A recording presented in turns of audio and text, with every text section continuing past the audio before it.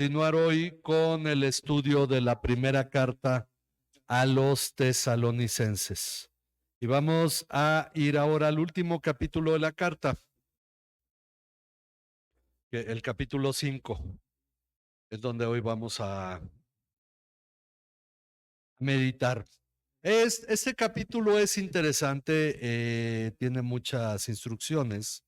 Vamos a buscar comprender el sentido de todo, pero sobre todo diríamos que es un capítulo en el cual el apóstol Pablo va cerrando la carta de una manera que pueda animar a una iglesia que, como podemos leer en los capítulos previos, ha estado bajo sufrimiento, ha estado pagando un precio por su fe en Cristo esta iglesia.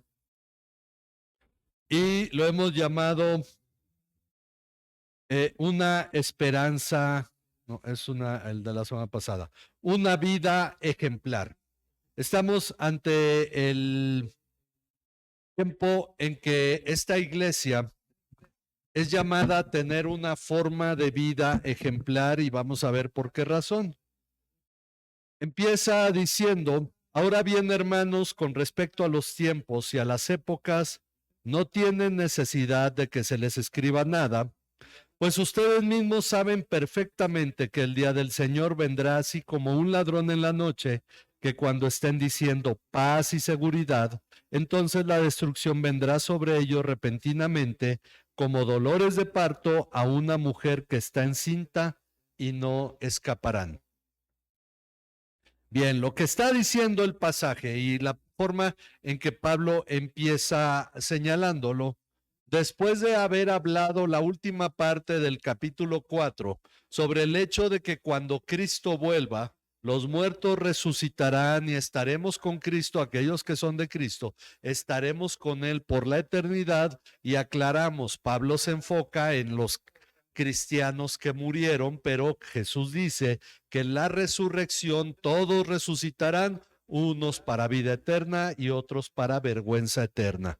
Lo vimos la semana pasada, pero al terminar esta parte que él dice, confórtense con estas palabras al no perder la esperanza de que veremos a los hermanos en Cristo que ya fallecieron en la eternidad. Dice: ahora bien, hermanos, con respecto a los tiempos y a las épocas, no tienen necesidad que se les escriba nada. ¿De qué tiempos y épocas habla? Bueno, él acaba de tocar el tema de Cristo viene y los muertos resucitarán, y entonces él señala en cuanto a los tiempos y épocas, y podemos pensar aquí en Hechos 1:7. En Hechos 1:7, Jesús, cuando él está por ascender al cielo, reúne a los discípulos en el Monte de los Olivos, y entonces ellos tienen una pregunta que humanamente es importante, que espiritualmente es intrascendente. Pero la pregunta es: ¿restaurarás en este tiempo el reino de Israel? Y entonces Jesús, en lugar de entrar en polémica y de reprenderlos por hacer ese tipo de preguntas, cuando lo que tiene es el tiempo medido para que ellos aprovechen, finalmente les responde diciendo: no les toca a ustedes saber los tiempos o las épocas, algo aquí semejante, los tiempos y las épocas que el Padre ha dispuesto en su sola potestad. No le toca a la iglesia saber. Por eso Pablo, cuando empieza este capítulo 5, dice: hermanos, con respecto a los tiempos y las épocas, no tienen necesidad de que se les escriba nada. Esto es un punto. Él está tocando el tema de la segunda venida de Cristo.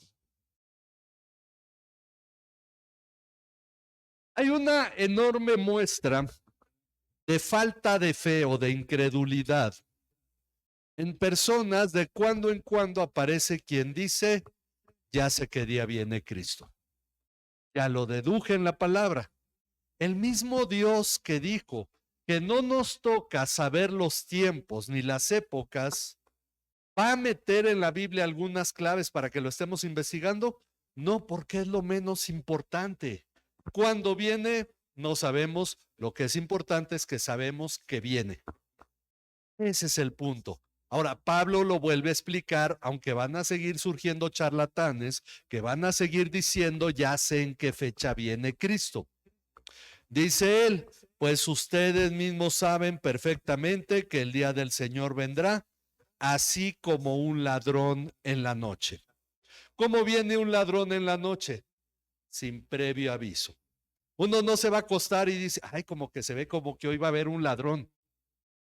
Muchas personas han tomado señales de la segunda venida de Cristo. La idea de que al levantarse el Estado de Israel ya es una señal, uno dice, ¿por qué Dios nos estaría dando señales de algo que no sabemos? Pueden pasar todavía 1000 años. Que hay cosas que han ocurrido y que han dejado de ser, y muchos empiezan a sacar ese tipo de señales. Una señal será que pasará esto, otra señal que pasará aquello. Pero miren, Pablo usa dos imágenes. El ladrón no avisa, no manda una cartita, ni da señales, ni se anda paseando en la casa para que lo vean y dicen, ay, no, en la noche viene el ladrón. Pues no, no va a pasar eso. El segundo es la mujer que tiene dolores de parto. La mujer cuando está embarazada sabe que va a dar a luz. ¿Cuándo? No lo sabe. El médico le dice, le falta tanto tiempo y ¿qué llega a ocurrir? Que pronto el niño se adelanta o de pronto el niño se atrasa. Sabe que va a pasar, pero no sabe cuándo va a pasar. Por eso usa esas dos imágenes. Jesús utiliza otras dos imágenes. Miren, vamos a Lucas 17. Algunos dicen que en los últimos días va a haber cosas que van a llamar la atención, como la guerra con Irán, que para muchos sirve de este tipo de escatología. Ese tipo de guerras han existido a lo largo de los siglos. En el año 1000 pensaban que ya era el tiempo. Lo más curioso, Pablo cuando escribe esta carta, él pensaba que en su tiempo volvía Cristo. Lucas 17:26 dice, tal como ocurrió en los días de Noé, así será también en los días del Hijo del Hombre. Comían, bebían, se casaban y se daban en casamiento hasta el día en que Noé entró en el arca y vino el diluvio y los destruyó a todos. Fue lo mismo que ocurrió en los días de Lot. Comían, bebían, compraban, vendían, plantaban, construían. Pero el día en que Lot salió de Sodoma, llovió fuego y azufre del cielo y los destruyó a todos. ¿Cuántos sabían la destrucción que venía? Llevaban una vida perfectamente normal, no había ninguna señal. Por eso, Pablo, volviendo acá y después de meditar en este cuadro, consideramos las palabras de él que dice que cuando estén diciendo paz y seguridad, entonces la destrucción vendrá sobre ellos repentinamente, como dolores de parto una mujer que está encinta y no escaparán. La mujer que está embarazada tiene que terminar el embarazo un día. No puede decir, no, pues ya mejor aquí que me la perdone, ¿no? No, en algún momento va a dar a luz. El asunto es que es lo mismo, Jesús va a volver. Habla de destrucción igual que Jesús. Cuando no entró en el arca, toda la gente vivía su vida normal. Violencia o no violencia, finalmente se casaban, se daban en casamiento, porque pensaban tenemos vida para muchos años. Los que estaban en los tiempos de Lot, una ciudad muy rica, vendían, compraban, trabajaban, producían, y entonces una mañana Lot sale de Sodoma y es destruida. Bueno, ¿cómo van a ser los días previos a la venida de Cristo? Como cualquier otro día. Puede que sea dentro de una hora o puede que sea dentro de 1000 años. Porque no hay ni una señal verdadera que nos diga que para este año, el que sigue o los siguientes. Todavía puede continuar. ¿Quién es el que sabe? El Padre. No nos toca a nosotros saber los tiempos que en su propia potestad el Padre ha dispuesto. Dice Pablo, no tiene necesidad que les escriba de esto.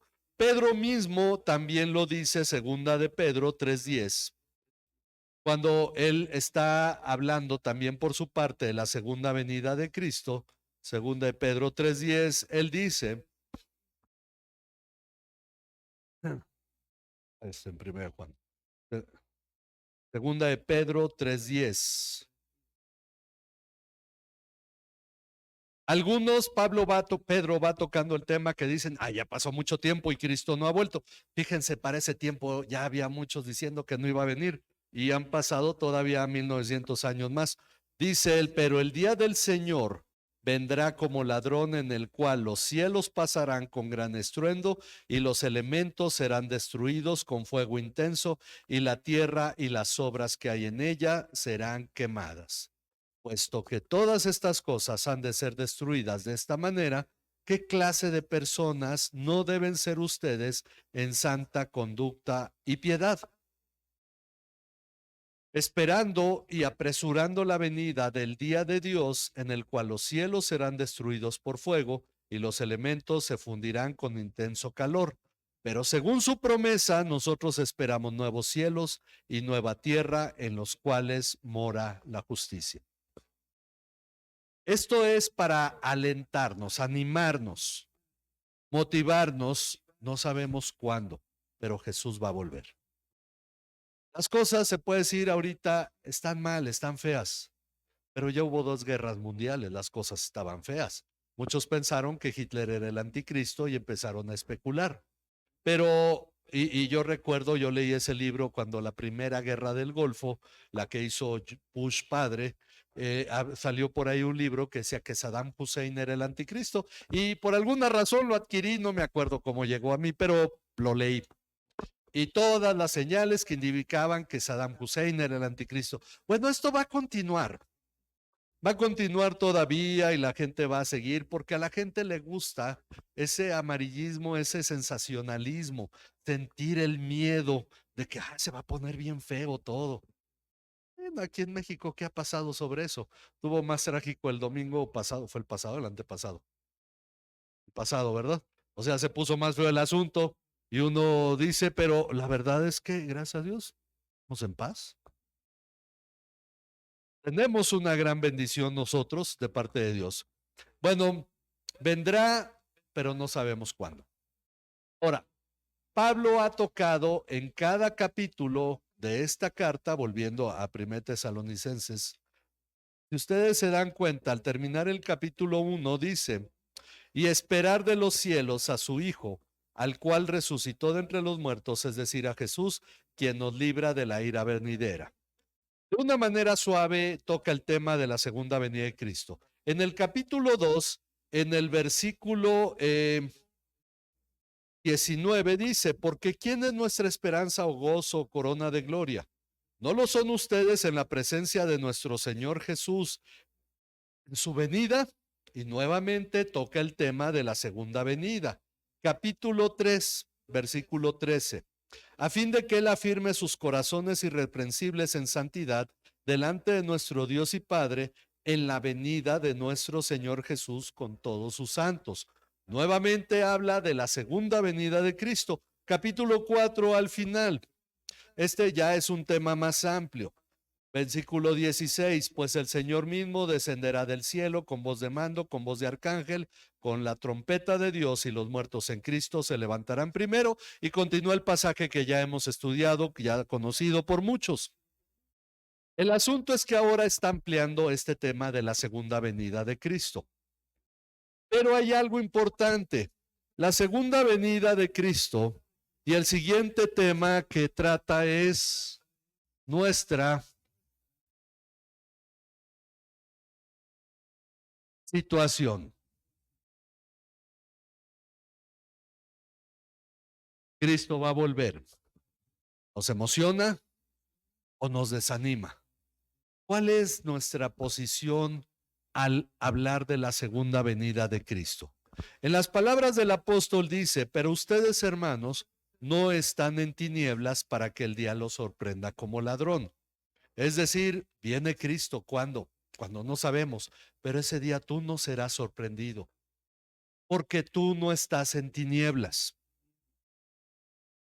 Dice, ustedes no están en tinieblas para que el día los sorprenda como ladrón, porque todos ustedes son hijos de la luz e hijos del día.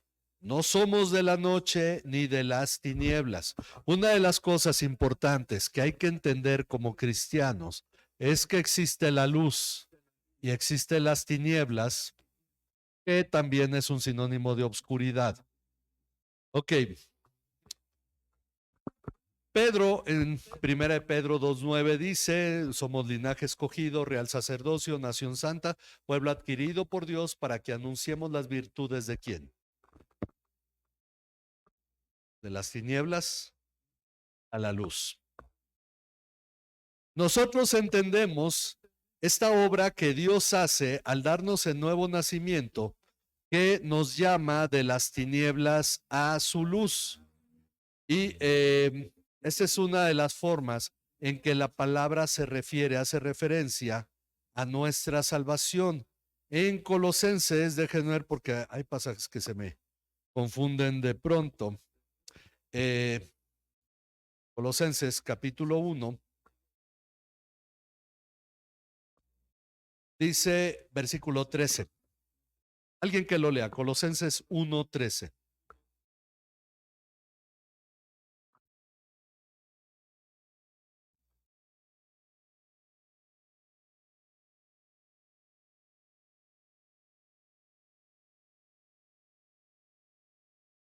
Ok. Estábamos aquí y fuimos trasladados acá. Él nos llamó de las tinieblas a su luz admirable, que también es el reino de Cristo. Cuando hablamos de ser cristiano, muchos dicen, ya no voy a la católica porque era aburrida, ahora voy a la cristiana, ya soy cristiano. No ocurrió esto. Cuando una persona cree en Cristo como su Salvador, se convierte a Cristo, que diríamos que es un término más aceptado quizás, que se convierte a Cristo, que cree en Cristo, por consecuencia hay un nuevo, no sé si se ve pero nuevo nacimiento. Este nuevo nacimiento implica haber sido trasladado de las tinieblas a la luz de Cristo. ¿Qué significa? Que aquel que ha nacido de nuevo está en la luz y el resto de la humanidad está en tinieblas. Una manifestación de ello, dice Juan, que el que ama a su hermano está en la luz, el que no lo ama está en tinieblas. No ha nacido de nuevo. Es una forma de entender cómo se manifiesta el hecho de que somos de Cristo, porque la principal manifestación de Cristo que él señaló y que señala Juan en este caso es que nos amamos unos a otros. En esto conocerán todos que son mis discípulos, en que se aman los unos a los otros. Es Juan 13:34.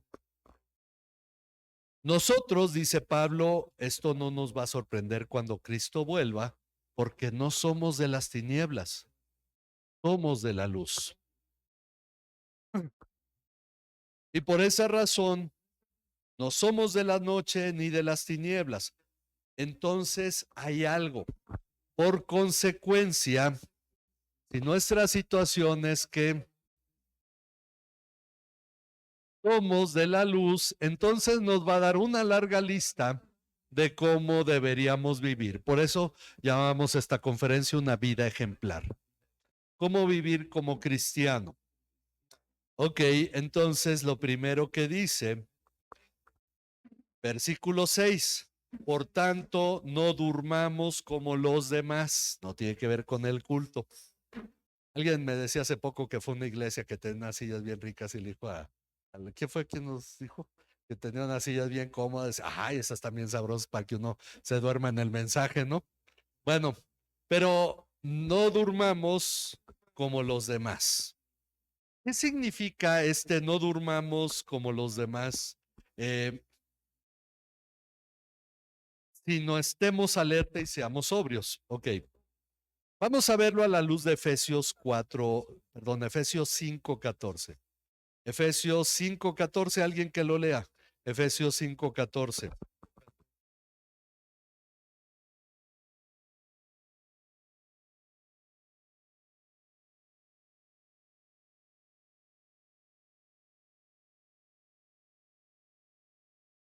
Despertar y ser alumbrado.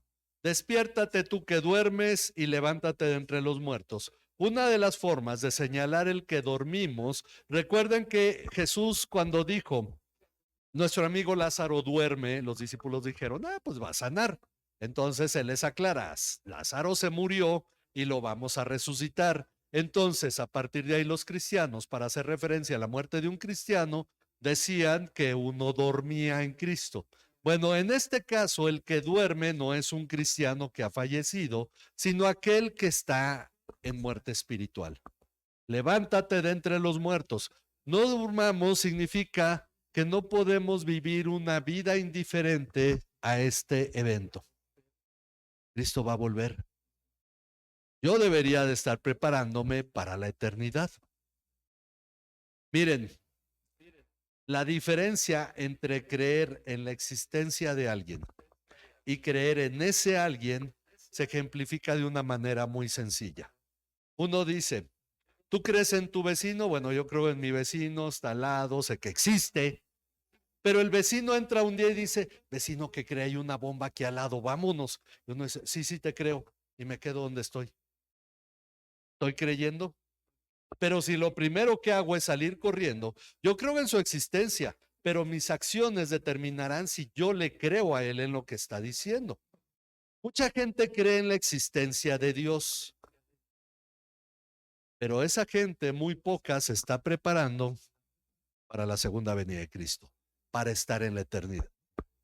Y está viviendo una vida cómoda, una vida seductora por el mundo, cómoda en muchos sentidos, va, viene, lo que Jesús señaló, compra, vende, se casa, da en casamiento. Y no decimos que estas cosas sean malas, pero es el hecho de que a pesar de eso hay gente que no tiene ni idea del futuro y ni siquiera está planeando qué va a pasar a futuro, salvo la pensión, ¿no? Pero la realidad es que muchas personas, aún cristianos, están viviendo una vida para este tiempo, no para la eternidad. Pero Pablo dice ahí en Romanos 8 que las cosas que vivimos en este tiempo, él habla de los sufrimientos, no son comparables con la gloria que vamos a vivir en la eternidad. Por mucho que vivas en esta tierra, que puedes llegar a 120 años, 150, que alguien invente algo en unos años y podamos llegar a vivir 200 años, no se compara con una eternidad en Cristo. ¿Qué vida es la que importa? Eterna. ¿Y cuántos se preparan para ello? Esa es la cuestión en que los afanes de esta vida nos llevan a veces a perder de vista que esta vida es una preparación para la eternidad. Es el punto importante. Hay gente que estudia para un examen y hay gente que se desvela una noche antes echándole ganas y todo desvelado al examen, que no se preparó. Entonces, hay una eternidad. Nos estamos preparando. Pablo dice que la obra de cada uno va a ser probada. Y si la obra de uno es quemada por la prueba del fuego, va a sufrir pérdida, va a ser salvo, pero va como de panzazo. Dice, como por fuego. Pero aquel que edifica de una manera firme y estable, ese recibe recompensa. A veces la Biblia nos da un vistazo de que en la eternidad va a haber diferencias entre aquel que vivió de una manera y aquel que vivió de otra. Eso es parte de lo que algo que tenemos que meditar. Bueno, el no dormir, no durmamos significa ni nos confiemos ni seamos indiferentes. Y él aclara esto. No durmamos como los demás porque estemos alerta y seamos sobrios, porque los que duermen de noche duermen. Y ahora lo une a otra actividad nocturna. Y los que se emborrachan de noche se emborrachan. Anteriormente, cuando era más decente el asunto, porque ahora uno los ve todo el día, ¿no? El asunto es que tenemos nosotros que entender una cosa. Cuando habla de tomar, dice la Biblia, no se embriaguen con vino, en lo cual hay disolución. No significa en lo cual nos afecta, no, no. Eso se acaba. Se digiere el alcohol y se acabó. ¿Eso qué provecho tiene? Es lo mismo aquí, el que duerme de noche duerme, pero nosotros somos del día. Si fuéramos de la noche, pues a dormir. Y la verdad es que a veces uno lee eso y dice, "Ay, ojalá que en la noche pueda dormir", ¿no? Pero la realidad es que somos del día, tenemos que vivir como gente del día y por lo tanto no perder el tiempo como lo hacen los que se emborrachan en lugar de dormir. Pero vamos a lo que nos dice Romanos 13:13, para poder ampliar un poco este vistazo que nos está dando Pablo, y lo vemos en Romanos 13:13. Creo que aquí son más versículos. Vamos a leer desde el 1 al 14. Alguien que quiera leer, son varios versículos. Romanos 13, del 1 al 14. Sométase toda persona a las autoridades que gobiernan. Romanos 13, Romanos 13. del 11 al Tipo del 1. del 1, perdón, me equivoqué, es del, sí, no seré muchos, del 11 al 14, perdón. Y hagan todo esto conociendo el tiempo, que ya es hora de despertarse del sueño, porque ahora la salvación está más cerca de nosotros que cuando creímos. La noche está muy avanzada y el día está cerca. Por tanto, desechemos las obras de las tinieblas y vistámonos con las armas de la luz. Andemos decentemente como de día, no en orgías ni borracheras, no en promiscuidades sexuales y lujurias. ¿El 14? Sí. No en pleitos y envidias, antes bien vístanse del Señor Jesucristo y no piensen en proveer para la lujuria de la carne. En pocas palabras es lo que repetíamos. Aprovechemos bien el tiempo. Hemos repetido el Salmo 92, enséñanos a contar de tal modo nuestros días que traigamos al corazón sabiduría. Estamos pisando la mitad del mes de marzo, el tercer mes del año. No voltea y dice, ah, caray, se acaba de pasar apenas Navidad y Año Nuevo. Esto está yendo como de bajada. Y cuántas cosas no han pasado. Dicen, y apenas llevamos 2 meses y cachito y todo lo que ha pasado, ¿no? La realidad es que se nos va el tiempo y decimos, bueno, ya lo dejaré, ya cambiaré, ya haré. Nos está diciendo, despierta. Porque tu salvación, dice, la noche está avanzada y cuando la noche avanza, significa que viene la mañana. Tenemos que vestirnos de las armas de la luz, andar decentemente como de día y no en todo lo que implica las obras de las tinieblas, porque ya fuimos libres de las tinieblas y trasladados a la luz de Cristo. Por eso lo que vimos hoy en las preguntas, en la primera pregunta del Catecismo de Heidelberg, fue de qué otro beneficio recibimos aparte del perdón de los pecados en la muerte de Cristo, que somos libres del dominio del pecado, porque fuimos trasladados de las tinieblas a la luz de Cristo. Por eso, como dice Pedro, ¿de qué manera no deberíamos vivir nosotros en santa piedad? Bueno, esto Pablo también lo está señalando. ¿Cómo debe ser esta vida? Todo se resume a algo.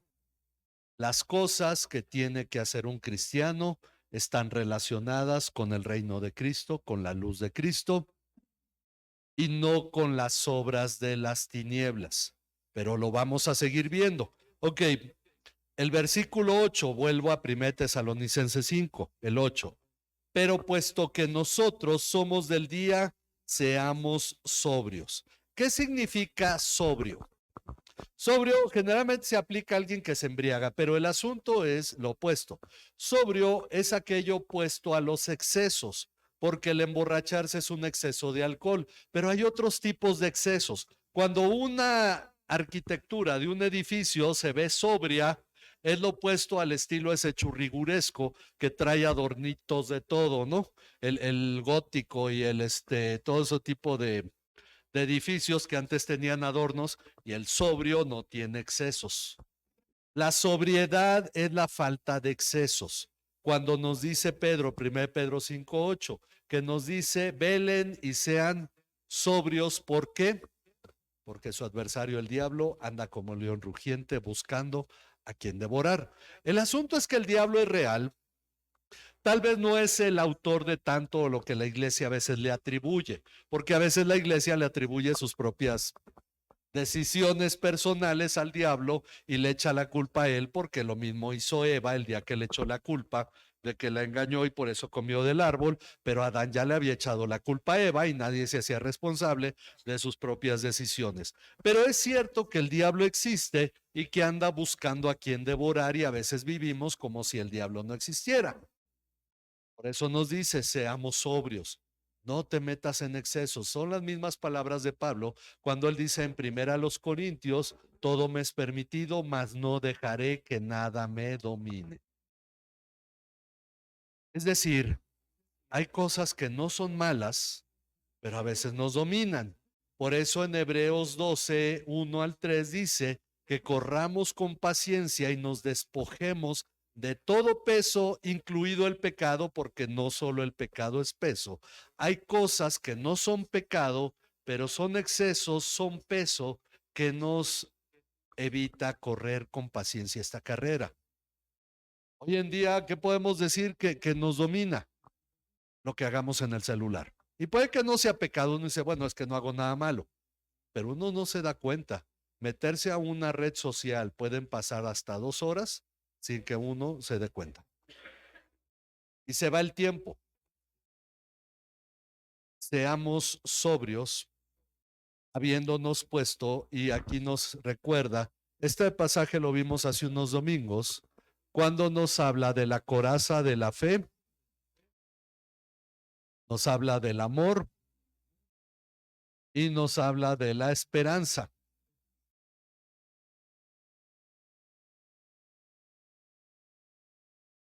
Seamos sobrios, somos del día, seamos sobrios, habiéndonos puesto la coraza de la fe y del amor, y por casco la esperanza de la salvación. Cubiertos con esa confianza, esa certeza de que hay una vida eterna que Dios prometió. Hay una certeza de que la obra de Cristo en verdad nos dio el perdón de los pecados, y de que cuando la Biblia dice que somos libres del dominio del pecado, debemos vivir de esta manera, y por lo tanto podemos nosotros vivir sin pecar, pero a veces por descuido caemos. Entonces tenemos que tener puesta la coraza de la fe y del amor.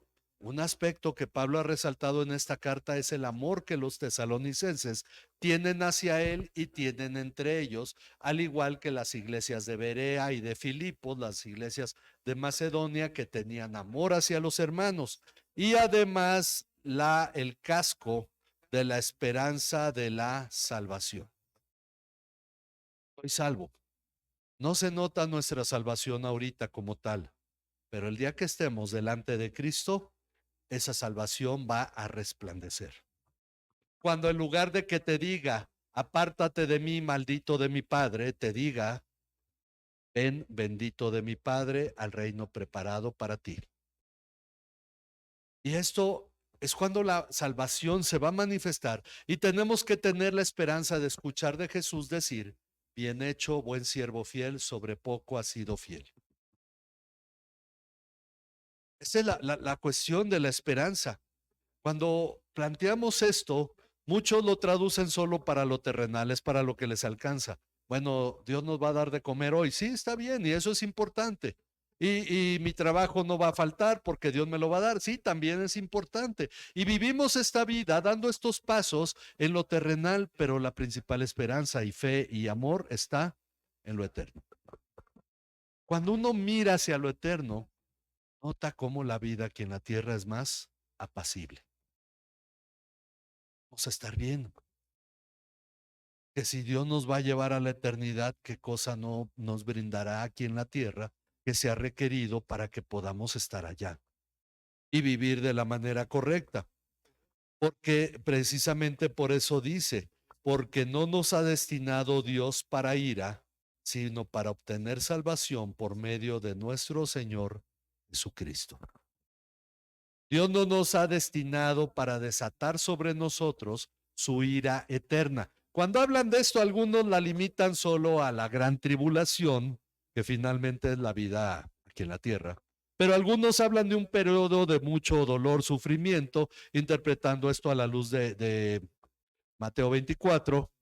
No es comparable con una eternidad en un lago de fuego y azufre. donde se desata la ira de Dios contra sus enemigos, contra todos los que no creyeron en Cristo. Entonces, ahí es donde nosotros hemos, como también lo vimos en la pregunta del catecismo, que Jesús, al decirse que descendió a los infiernos, nos recuerda que nos libró de algo tremendamente grande. Y Dios nos ha destinado para salvación por medio de Jesucristo, que murió por nosotros, para que ya sea que estemos despiertos o dormidos. Entonces uno dice, entonces si me duermo, de todos modos no hay problema. Bueno, aquí ya se refiere al que muere. Vivamos junto con Él. Esto debe a nosotros activarnos algo. A pasar la eternidad con Cristo. Pero hay malas o buenas noticias, dependiendo cómo lo quieran ver, también con los hermanos en Cristo.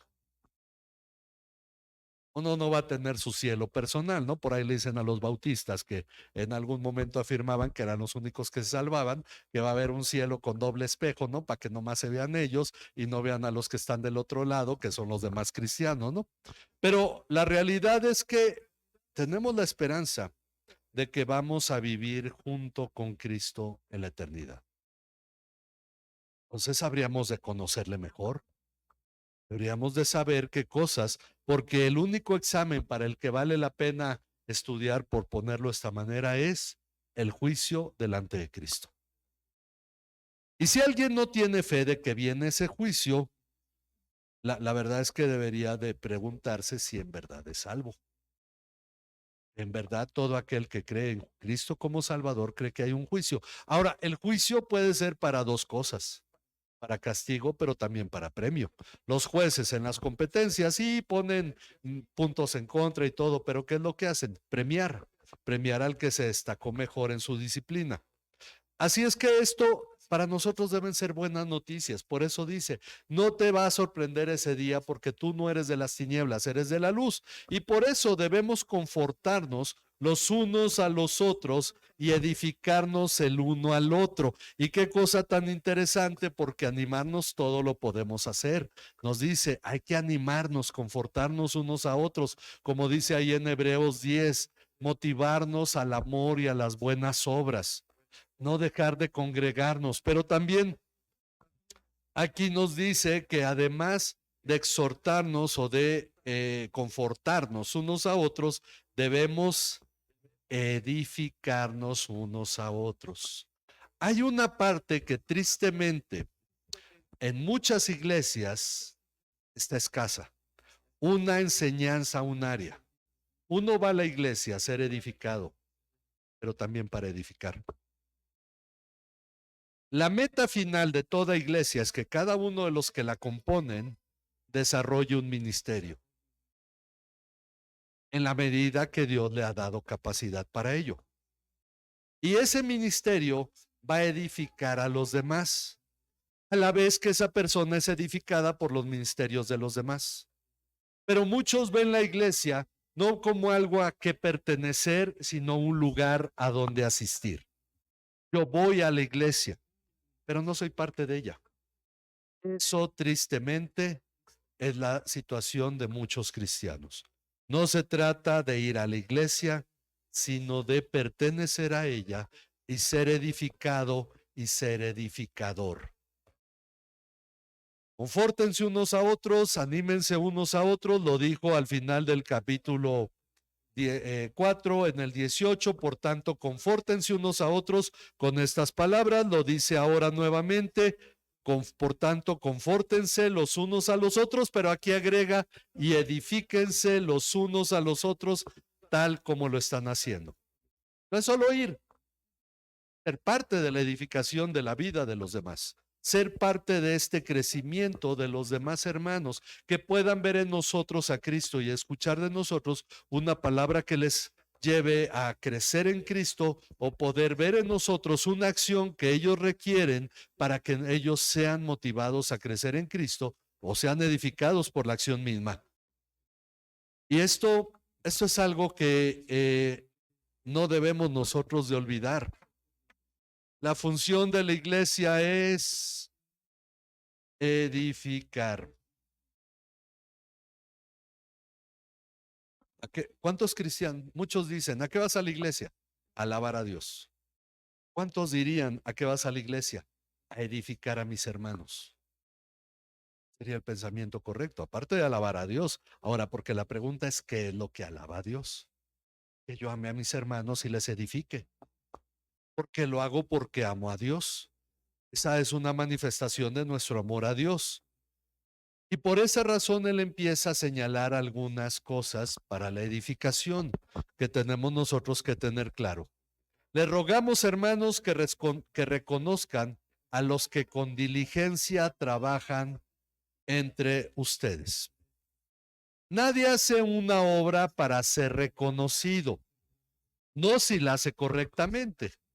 Decía por ahí una frase de Jim Carrey, este actor. Hay gente en Estados Unidos que le lleva como una de las cosas que son más características de Estados Unidos son los indigentes.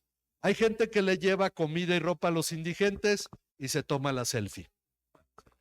Y dice Jim Carrey, eso nadie le ha preguntado a los indigentes si le ofende o no. Y ellos no lo dirían porque le están regalando algo. Pero el hacer esto es una ofensa para toda la sociedad.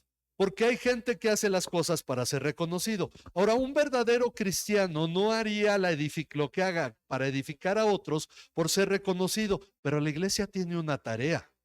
Y esa tarea es reconocer a los que diligentemente trabajan entre ellos, porque hay algo, gratitud. Algo que debe surgir en los corazones, gratitud. Todo pastor que en verdad ha sido llamado por Dios y entiende a través de la palabra, ¿a qué le llamó Dios? Tiene algo muy claro. Los hermanos puede que jamás lo agradezcan, pero Dios es el que lo está viendo. Lo estamos haciendo para glorificar a Dios. Porque muchas acciones que se hacen en la iglesia, no solo por el pastor, sino por los hermanos en Cristo, no reciben un gracias. No hay un reconocimiento de la labor de muchos. Y créanme que eso es algo muy común. Yo les puedo decir con toda certeza y con toda paz en mi corazón, que a mí el ministerio, estoy por cumplir 30 años de ministerio, me ha dejado más enemigos y calumniadores o detractores que amigos. Hay una cuestión, yo tengo tengo una lista de gente que está en la iglesia porque a todos los anoto y pongo su teléfono y quiénes son y llevo ese registro. Tengo una lista muy larga de gente que ha estado en la iglesia. Y me he desvelado, con un muchacho me desvelé hasta las 3 de la mañana, un miércoles, y el sábado me habló para decirme que siempre no va a la iglesia allá. No es para mí tiempo perdido, Dios vio eso. Finalmente, si él lo necesitaba y se fue a la iglesia de la que él se estaba quejando, es obra de Dios. Finalmente uno no lo hace para ganar personas. Pero la realidad es que es un trabajo. Ahorita la iglesia va a cumplir 21 años, aunque tiene 3 años más, pero los otros años previos de mi ministerio fue en la iglesia presbiteriana. ¿Cuántos amigos tengo en la iglesia presbiteriana? Ni uno solo. Y esto que yo empecé a servir sin que me pagaran porque yo tenía mi trabajo. Hay cosas que pasan en esto, pero uno, ¿por qué hace este tipo de cosas? Ahorita lo menciono porque estamos a 21 años y si uno voltea y dice, no se ve como una iglesia a 21 años, tenemos que tener algo claro. Finalmente fuimos llamados no a levantar iglesias, sino a edificar creyentes, a llevar a cabo la obra de Dios. Y esto, yo no sé cuántos cristianos estén por ahí, en algún momento alguien me escribió, esto he dado testimonio, alguien que estuvo en la iglesia desde niño y luego su familia se fue y un día que puse un aviso que no iba a dar el estudio bíblico por problemas con mi computadora, me habla ese día y me dice, hermano, dime cuánto necesitas para llevar a arreglar tu computadora para que sigas dando los estudios. Dije, caray, este hombre me ve y ni siquiera sabía yo, iba a otra iglesia. Ahora, esto es el tipo de cosas donde finalmente hacemos esto para glorificar a Dios. Pero la iglesia tiene que ser consciente de algo.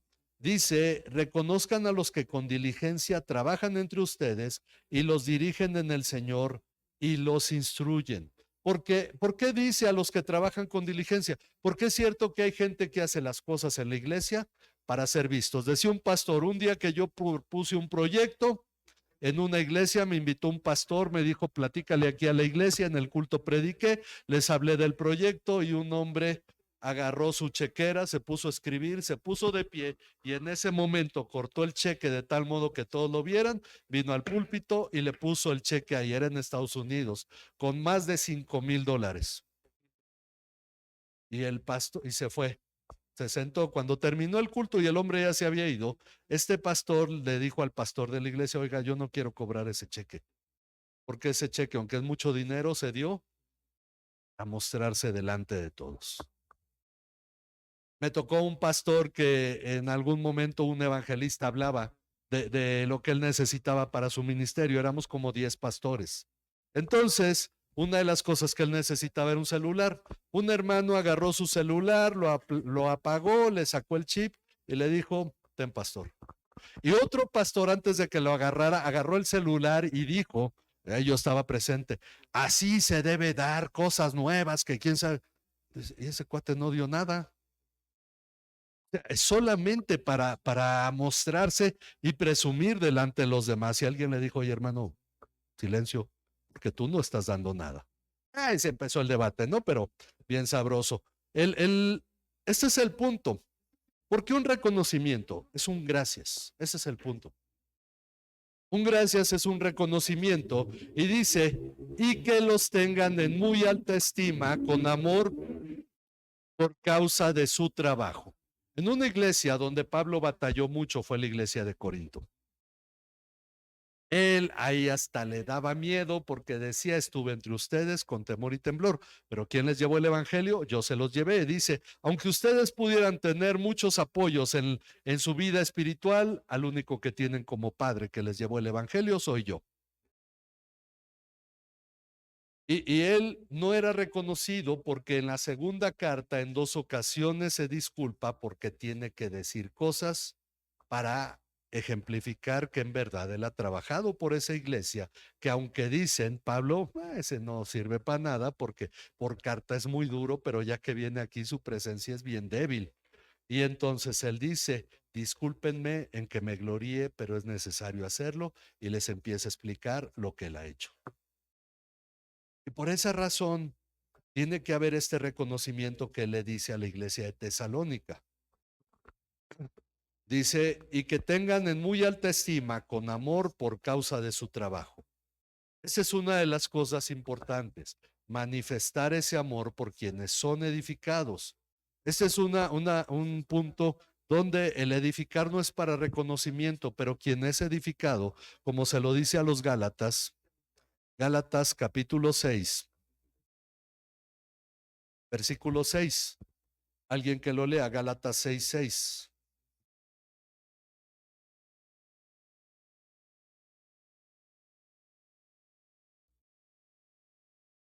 Alguien que lo lea en voz alta, ¿qué dice? La palabra, haga partícipe de toda cosa buena. Haga partícipe de toda cosa buena al que le enseña. Aquí dice, comparta toda cosa buena con el que le enseña. ¿Eres enseñado en la palabra? Bendice a la persona que te está enseñando y hazle bien. Comparte lo bueno con esa persona.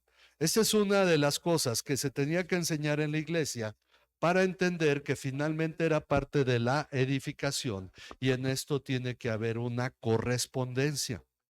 Por eso dice que les tengan en muy alta estima con amor por causa de su trabajo.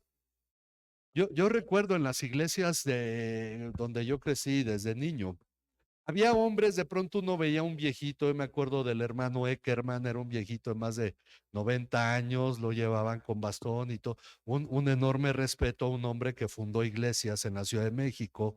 Estaba otro que era el doctor Genis, algunos le decían no me acuerdo, pero también era Genis. Pero este hermano Genis, que había sido uno de los principales predicadores en la iglesia conservadora, presbiteriana conservadora, hombres que eran tenidos en una alta estima porque habían sido maestros de muchos pastores y todos los pastores jóvenes les tenían a ellos un gran respeto. Eso a uno como niño impresionaba. Y todavía a esta edad me acuerdo yo de muchos de ellos.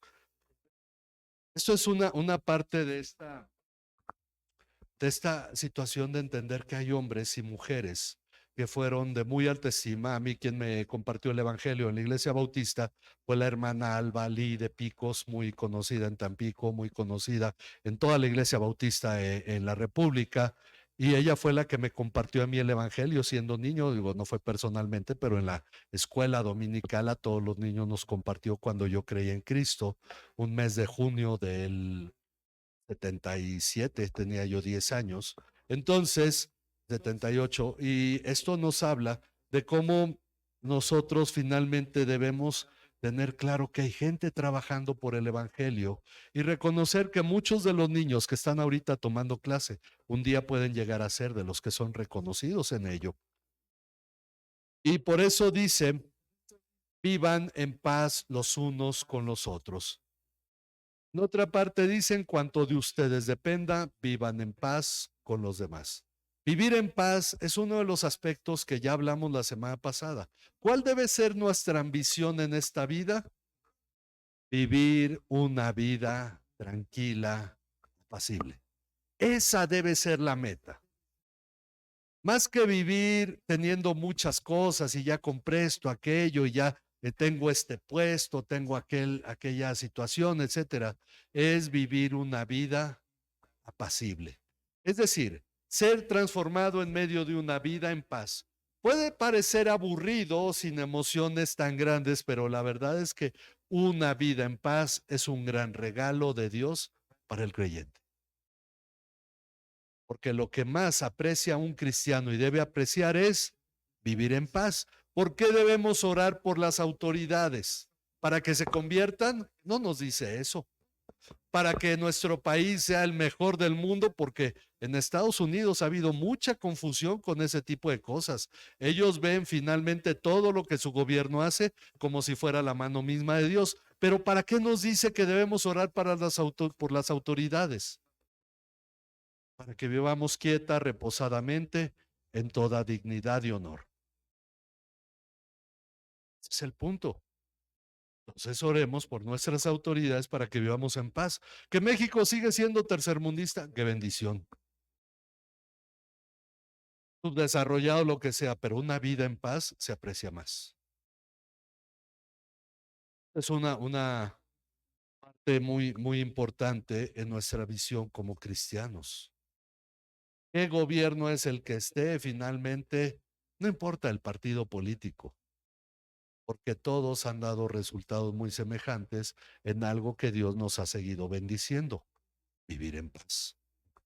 Tenemos que orar por los cristianos que están padeciendo. Tenemos que orar por los cristianos aquí en México que están padeciendo, pero también los de Oriente. Pero hay cosas de las que la gente no habla. En Marruecos, un principal aliado en África de Estados Unidos y de Israel, los cristianos, aquellos que dejan el Islam por el cristianismo, tienen que pasar 3 años en la cárcel. Nadie habla de ello. Pero esto es una ley que existe, esto es una noticia real puesta en algunos sitios de noticias. Obviamente, ministerios como Puertas Abiertas no nos va a hablar de ello, porque ellos hablan de lo que es anti-Estados Unidos y otros ministerios más. Pero nosotros tenemos que tener claro esto, que tenemos que buscar vivir en paz los unos con los otros. Aquí ya habla de la iglesia, por eso ya no dice en cuanto de ustedes dependa. Eso es con respecto a los no creyentes. Pero aquí dice, vivan en paz los unos con los otros dentro de la iglesia, porque créanme como pastor, la mayor bendición para una iglesia es que esa iglesia vive en paz. Por eso señala algunas cosas que debemos considerar. Les exhortamos, hermanos, que amonesten a los indisciplinados. Eso de pronto no trae mucha paz. En tiempos donde un maestro en la escuela no tiene autoridad, un director de escuela no tiene autoridad, en tiempos donde la sociedad o el gobierno a los padres les ha quitado la autoridad sobre sus hijos, redunda también en la iglesia con el pastor. Pero hay una cosa, no está señalando solo la labor del pastor. Amonesten a los indisciplinados, es que cualquiera de ustedes que ve un hermano que está fuera del orden que Dios estableció en su vida, que lo que debe ser la vida cristiana, amonestar es llamar la atención. Cualquiera le puede decir, oye hermano, eso no está bien. Y una cuestión de indisciplina por una razón. Hay mucha oferta de iglesias con una falta de disciplina a la que la gente puede ir. Que la mayoría de las personas va a una mega iglesia, porque no les van a pedir nada porque nadie los conoce. No le van a decir, oiga hermano, vamos a hacer esta labor, ¿me ayuda? Nadie sabe que ahí están, por esa razón muchos dicen, pues voy porque es como esconderme delante de todos. El asunto es que hay una gran oferta para vivir una vida cristiana indisciplinada y decir, soy cristiano porque voy a tal lugar. Y créanme que un aspecto así se ve muy seguido, incluso en hermanos que se dicen pastores y que llevan vidas cristianas muy indisciplinadas. Por esa razón muchos no quieren estudiar, porque no se forman una disciplina para su formación en Cristo y dicen, no, yo donde predico hay milagros y por eso tengo a Dios de mi lado. Y entonces piensan que ahí está realmente el centro de todo, pero no son disciplinados en su vida personal. Dios me concede gente porque todos los domingos llega gente. Y cuando uno habla de este tipo de cosas, bueno, es que tengo tantas personas y todo, yo le digo, ¿sabías que Michael Jackson llenó el Estadio Azteca y ni siquiera era cristiano? Y el Papa tiene más gente cada domingo allá en Roma que cualquier pastor de mega iglesia. Eso no es una muestra de que en realidad uno lleva una vida disciplinada. Entonces tenemos nosotros que tener claro una cosa, el amonestar es algo que todo cristiano debe hacer por amor con su hermano en Cristo que lo está viendo vivir fuera de lo que la palabra está señalando, para que de esa manera sea edificado. Por eso dice, les exhortamos hermanos, no dice a los ancianos, les exhortamos a hacerlo. Dice que además de esto, animen a los desalentados, porque es una realidad, este es un asunto de animarnos unos a otros. Fortalecer nuestra comunión con Cristo es una labor que todos tenemos que motivarnos los unos a los otros.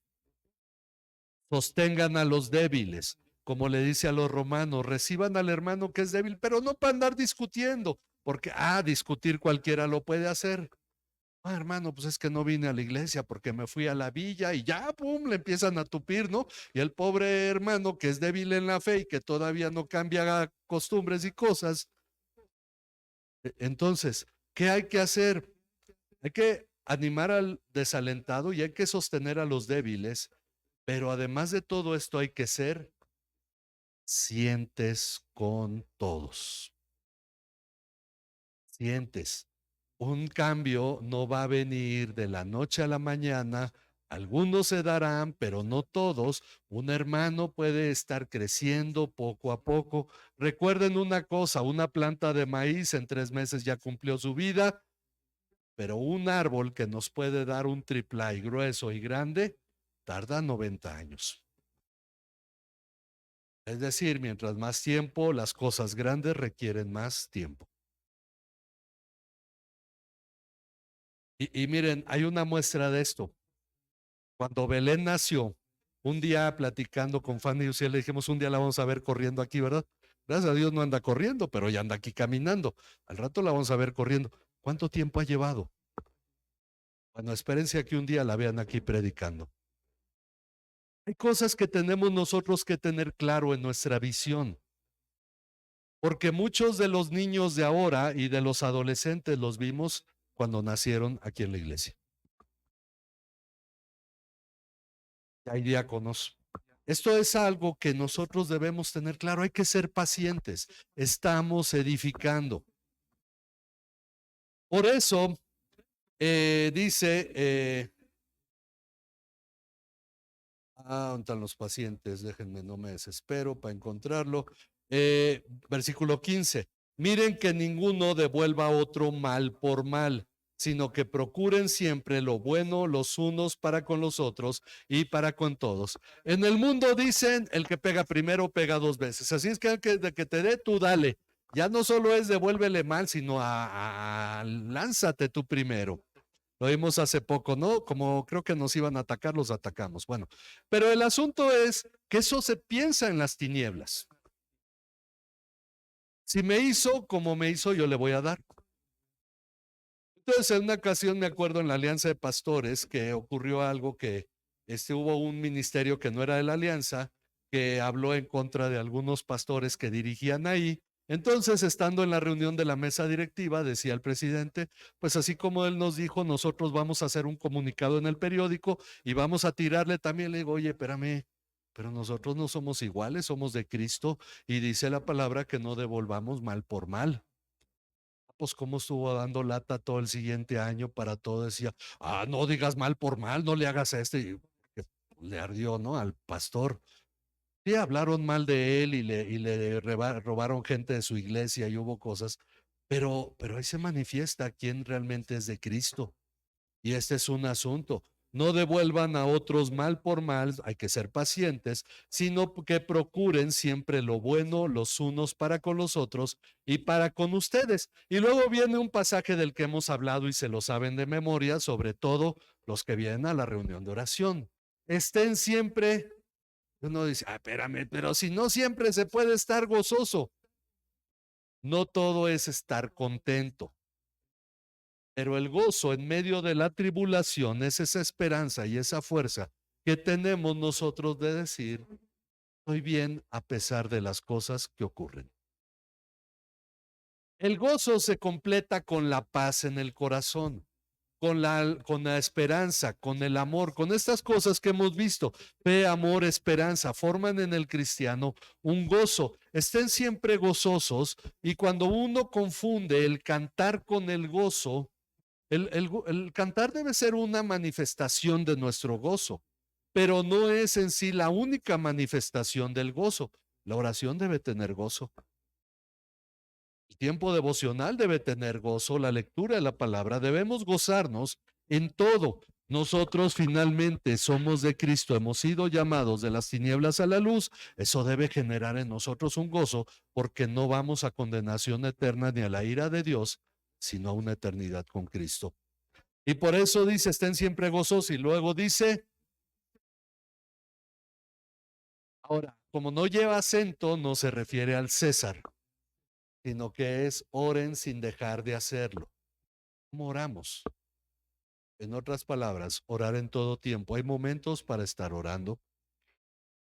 Cuando vamos por la calle, cuando estamos sentados en el camión, hay tiempos para estar orando. En algún momento yo voy a entrar al trabajo y en ese momento pido a Dios su bendición y constantemente estamos orando. No es algo que se limita solo a un momento. Dice por ahí una publicación que dice que dijo Charles Spurgeon, porque uno no puede saber qué tan cierto es, ¿no? Si Dios no nos escuchara, no nos pediría que oráramos. Es lógico y es una realidad. Si Dios no escuchara nuestra oración, ¿por qué nos diría cosas como estas? El asunto es que Él es el que nos pide que estemos orando. Oren sin cesar, porque además de eso, algo de lo que ya hemos mencionado brevemente es, den gracias en todo. Tener un corazón agradecido. Filipenses 4:6 dice que por nada estemos afanados, sino que sean conocidas nuestras peticiones delante de Dios en toda acción de gracias. Aun cuando tú tienes peticiones porque hay algo que te afana y te preocupa, debes ser agradecido. Porque una de las características más humanas o algo más característico del ser humano es la falta de gratitud. ¿Todos lo han experimentado en algún momento? Algo que se hace por alguien y esa persona no solo no agradece, sino que incluso puede estar en contra a pesar de que se le ayudó. Bueno, para el que ha nacido de nuevo, el que ha sido llevado las tinieblas a la luz de Cristo, y que por lo tanto es de la luz, debe dar gracias en todo. ¿Por qué? Y concluye esa parte diciendo, porque esta es la voluntad de Dios para ustedes en Cristo Jesús. Nosotros debemos ser agradecidos sobre todo con Dios. Y una parte en los Salmos, no recuerdo la cita, pero dice, las cuerdas me cayeron en lugares deliciosos y es hermosa la heredad que me tocó. El que está escribiendo dice, este lugar donde tú me pusiste, Dios, esto que tú me has concedido, para mí es hermoso, a mí me encanta.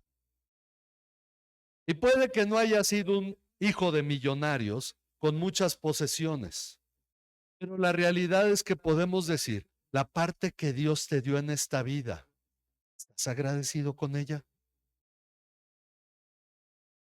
Digo, no a todos nos hizo guapos, ahí disculpen, ¿no? Pero, aunque Salmo 16:6, no a todos nos hizo guapos, pero pues dicen por ahí que el guapo dice, ay, la belleza no importa.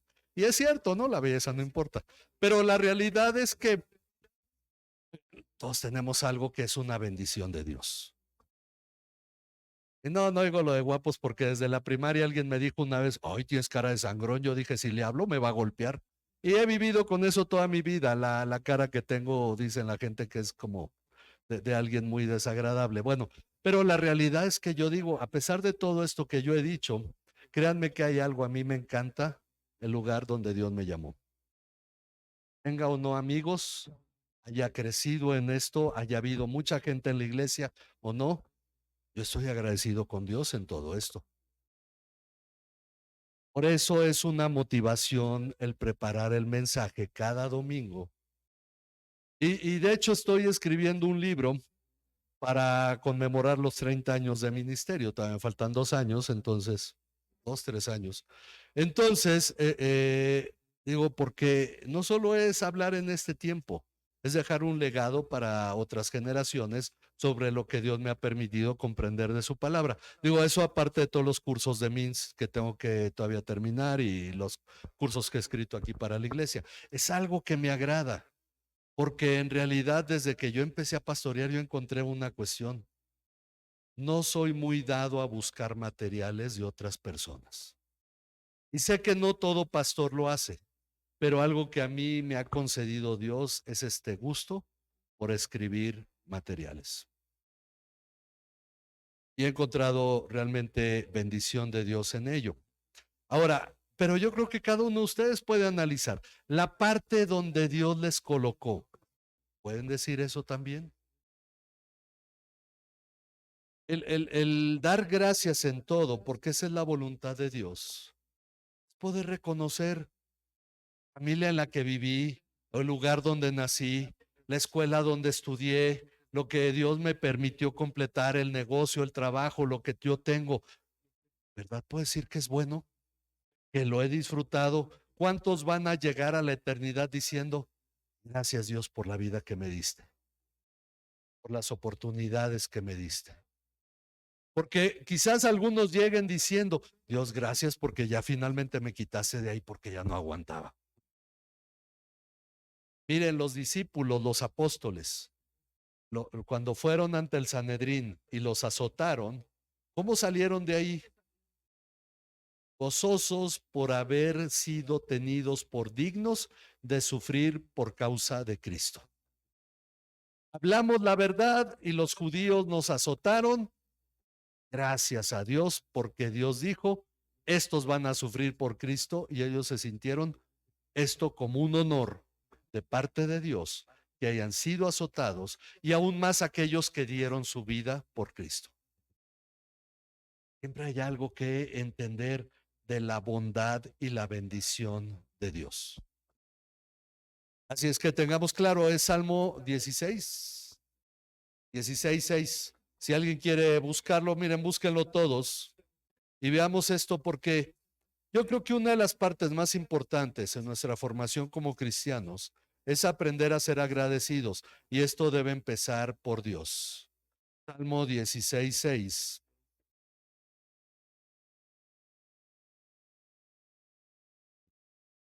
Dice, versículo 5, voy a leer. El Señor es la porción de mi herencia y de mi copa. Tú sustentas mi suerte. Las cuerdas me cayeron en lugares agradables.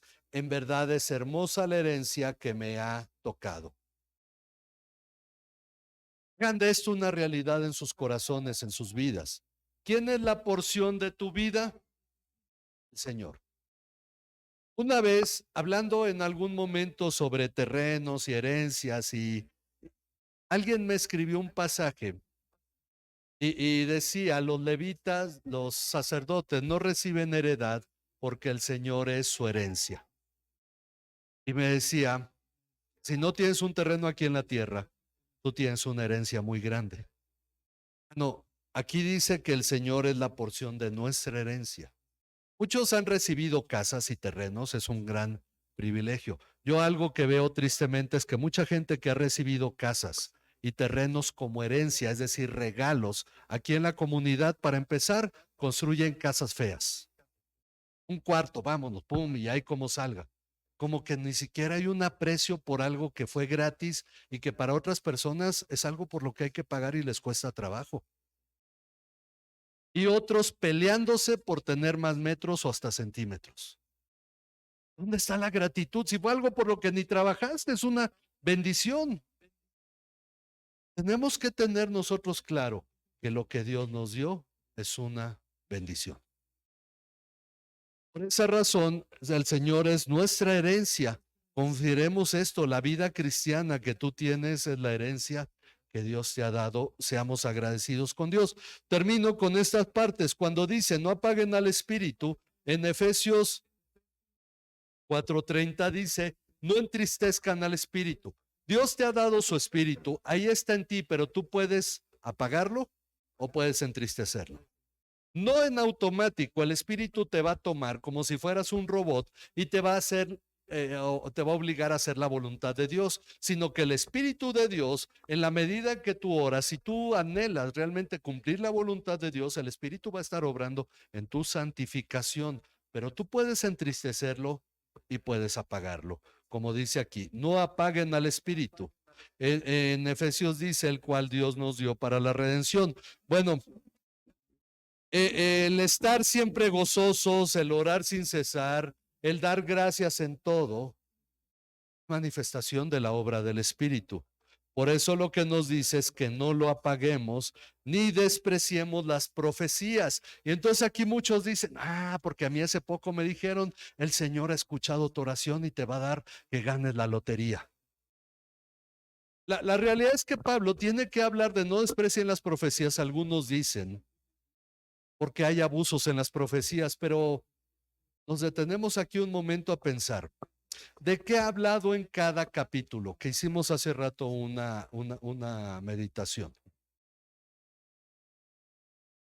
¿Sí o no? En la segunda venida de Cristo. Cuando dice, no desprecien las profecías, ¿a qué se refiere? ¿A que un profeta va a llegar y te va a dar una palabra profética y no tienes que hacerla menos? No, lo que está escrito en la palabra. Miren, Hebreos 1:1, anótenle ahí, dice, Dios, habiendo hablado a nuestros padres en otro tiempo, de muchas maneras, por los profetas, en estos últimos tiempos nos ha hablado por el Hijo. Si hay una palabra profética en este tiempo, será una forma simplemente de aclarar algo, pero la autoridad es la Biblia.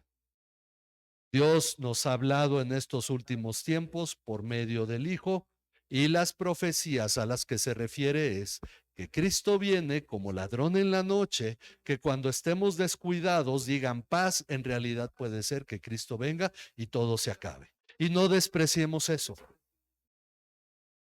Ese es el punto de unir y de interpretar la palabra con la palabra, unir un pasaje con otro. No desprecien las profecías, porque respecto a la segunda venida de Cristo se pueden decir muchas cosas. Por eso dice, antes bien, examínenlo todo. Aquí agrega cuidadosamente, retengan lo bueno. En toda enseñanza hay que examinar. Es parte del crecimiento, del desarrollo del cristiano. Examinen una enseñanza. cuando escuchen un mensaje, una predicación, una enseñanza como esta, examínenla. Yo he encontrado que para un predicador la manera más fácil de predicar es ir siguiendo el pasaje bíblico. Examínenlo todo y retengan lo bueno. Absténganse de toda forma de mal. Y finalmente hay una bendición, o es la conclusión de toda esta enseñanza, que el mismo Dios de paz, estemos en paz con los demás, y nos dice que Dios es el Dios de paz, pero también el propósito de Dios es nuestra santificación, y por lo tanto, la paz y la santificación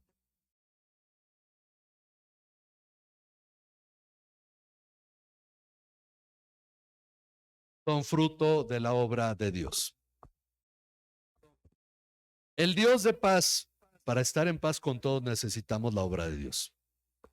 Que el mismo Dios de paz los santifique. El propósito de la obra de Dios es tu santificación. ¿Quién la va a llevar a cabo? Dios. Tú puedes pelear con áreas de tu vida donde tienes conflictos y echarle muchas ganas y un día vuelves a caer. Lo que tienes que hacer es dejar que Dios actúe en esas áreas. Porque el que te santifica es Dios. Como decimos, el Padre es santo, el Hijo es santo. Pero ¿por qué es al Espíritu al que se le llama santo? Porque el papel del Espíritu es nuestra santificación. Y este es el Dios de paz que nos va a santificar por completo. Y aquí la siguiente frase es una discusión entre los que se llaman dicotomistas o tricotomistas. Es decir, si el hombre es bipartita, que tiene dos partes, o es tripartita, que tiene tres partes, y no voy a entrar a este punto porque perderíamos de vista el pasaje. Espíritu, alma y cuerpo. Algunos dicen que todo nuestro ser, que es espíritu, y la compran ahí, además, es decir, el alma y cuerpo. Hay discusiones sobre esto, pero no vamos a entrar hoy en ello. Finalmente, todos nosotros, ya dijimos en el curso 4 estábamos hablando de que los griegos pensaban que el cuerpo era malo y el alma era buena, pero aquí dice que nuestro cuerpo debe ser guardado irreprensible junto con el alma. Debe ser guardado irreprensible, agrega el Espíritu. Debe ser guardado irreprensible. El cuerpo también debe ser santificado. Debe ser guardado irreprensible. ¿Para qué? Para el tema que Pablo ha estado tocando, para la venida de nuestro Señor Jesucristo. Si hablamos de tatuajes, yo no hablaría de esta ley que dice que no debe uno marcarse ponerse marca en la piel. No, si es el hecho de que cada uno es responsable de su propio cuerpo, ¿cómo lo va a guardar irreprensible delante de Dios? Este es el punto, porque nuestra apariencia también es un testimonio. Dice, finalmente nos señala esto, ¿en dónde sustentamos todo esto? Aquel que nos llama es fiel. ¿Quién nos llamó a nosotros? Dios. Gracias a Dios por estas doctrinas de la gracia, porque no elegí yo a Dios, Dios me eligió a mí, lo cual hace las cosas muy, muy diferente. Porque si yo hubiera elegido a Dios, soy susceptible de que un día Dios diga, mira, no sé ni para qué veniste, ya vete. Pero si Dios me eligió a mí, me dijo, ven, porque Él nos llamó, entonces hay una mayor fuerza. Dice, no es lo mismo que tú llegues a una casa a la hora que están comiendo y te inviten un taco, a que te digan, oiga, vamos a comer a tal hora, véngase a comer. Muy, muy diferente. Y por esa razón, fiel es el que nos llama, el cual también lo hará. ¿Qué hará? Nuestra santificación. Seremos santificados porque Él lo hace. Así es que hay una cosa importante. Termina diciendo, hermanos, oren por nosotros. Tenemos que orar por los ministros, oren por los pastores. Y esto, por ahí he puesto unas peticiones de oración por pastores de la RCA. Oren por los demás hermanos. Compartir en los diálogos de la iglesia es importante. De pronto dicen, hermano, es que estuve enfermo. Bueno, compártenoslo para que estemos orando. Esto es también parte de nuestra labor como cristianos.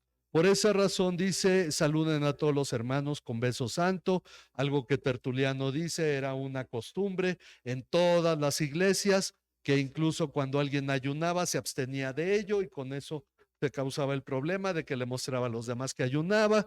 Pero bueno, finalmente era una costumbre entre las iglesias, pero es parte de tener este afecto. Por eso dice, les encargo solemnemente por el Señor que se lea esta carta a todos los hermanos. Yo se la estoy leyendo como dice Pablo. Bueno, es parte de compartir la palabra entre nosotros. La gracia de nuestro Señor Jesucristo sea con ustedes. Vamos a orar agradecidos con Dios, confiando que esto que Él nos ha llevado comprender, a estudiar, a meditar el día de hoy, en verdad es algo que podemos nosotros asimilar para edificar a los demás y para bendecir a Dios, estando agradecidos con Él. Padre, gracias por este mensaje, por tu palabra y por tu cuidado, Señor. En tus manos nos ponemos y te pedimos, Señor, que tú nos guíes en todas las cosas que hacemos para edificación de tu pueblo. Gracias, Padre, por concedernos tu palabra, por habernos llamado, Señor, de las tinieblas a la luz de tu Hijo Jesucristo, Padre, para que entonces vivamos como hijos de la luz, Señor. Sea tu obra sobre nuestras vidas y cumple tu propósito en nosotros. En el nombre de tu Hijo Jesucristo, nuestro Señor y Salvador. Amén. Amén. Que Dios les bendiga, hermanos. Nos despedimos de quienes nos ven por internet.